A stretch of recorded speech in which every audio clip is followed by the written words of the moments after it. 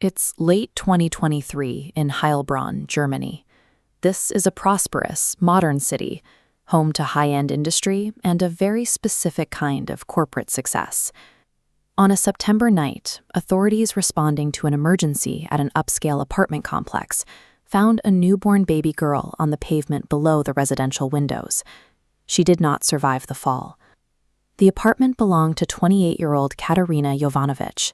She was a high-level executive in the legal department at Porsche, a hyper-competitive, high-stakes environment where professional identity often becomes a person's entire life. In her tailored suits in corporate boardrooms, Katarina was the image of total control. Yet, while she climbed the ladder at one of the world's most prestigious car manufacturers, she was hiding a 9-month pregnancy from every single person in her life. We often assume that a high-functioning public life reflects internal stability.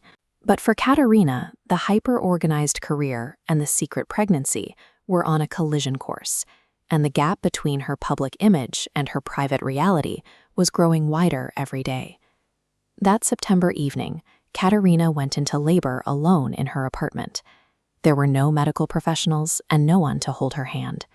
She endured the full physical trauma of childbirth in complete secrecy. Once the child was delivered, Katarina didn't reach for a blanket or a phone. There was no attempt to seek medical help for herself or the infant. According to the evidence presented later, Katarina carried the newborn to the window and dropped her 11.5 feet, roughly 3.5 meters, to the pavement below. The discovery of the infant instantly ended the life Katarina had spent years building. She was arrested and charged with manslaughter, as the city struggled to reconcile the executive they knew with the act she had committed. This left the public to weigh two very different possibilities. Was this a cold, calculated decision to protect a career, or a total psychological break from reality? When the trial opened in July 2024, the legal arguments didn't just clash over the facts. They presented two entirely different versions of who Katarina Jovanović actually was. The prosecution focused on the culture at a place like Porsche. In high-level corporate law, the pressure is constant. Taking months away from maternity leave or being unable to maintain 60-hour weeks can mean losing a hard-earned position to the next person in line. They argued this environment led to a state of pathological rationalization. Katarina experienced a violent clash between her identity as a powerful executive and the reality of being a single mother, a conflict known as cognitive dissonance.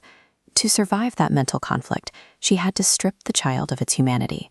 The baby wasn't a daughter, it was a roadblock. By removing the obstacle, she could be back at her desk by Monday morning, with her status intact. If the prosecution was right, her drive for professional survival had completely overridden her most basic human instincts.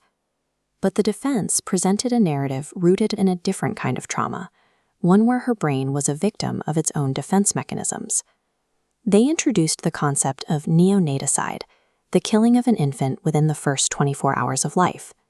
As the definition here notes, this is often seen as a sudden, acute shattering of reality, distinct from long-term postpartum conditions. The core of their argument was pregnancy denial. If a woman's subconscious believes a pregnancy will end her life as she knows it, the brain can build a psychological firewall. Physical changes are ignored or rationalized as something else. The mind refuses to acknowledge the pregnancy to protect the person from the shock. When labor finally began, that firewall didn't just crack, it collapsed. Without any mental preparation, Katarina was thrust into a state of massive physical pain and a fight-or-flight response. Her lawyers claimed she was in a state of blinding panic and severe dissociation. Her brain had essentially unplugged from her surroundings.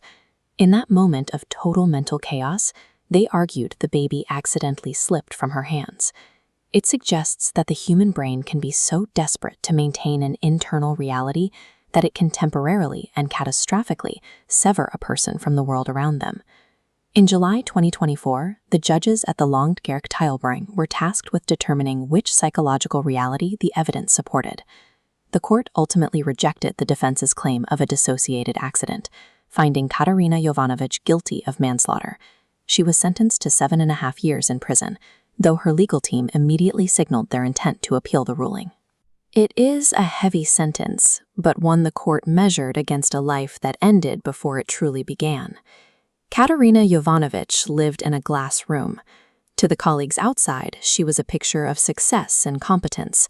But inside those transparent walls, the pressure was mounting in total silence. Living in that kind of isolation means having no one to call when the firewall finally breaks. It suggests a mental state where protecting the image of success is no longer a choice, but a desperate, singular requirement for survival. When the drive for status is paired with profound isolation, the mind can be pushed past its limits, often with catastrophic consequences. Looking at the evidence, do you see a calculated corporate executive or a mind that simply snapped under pressure? Let me know your thoughts in the comments.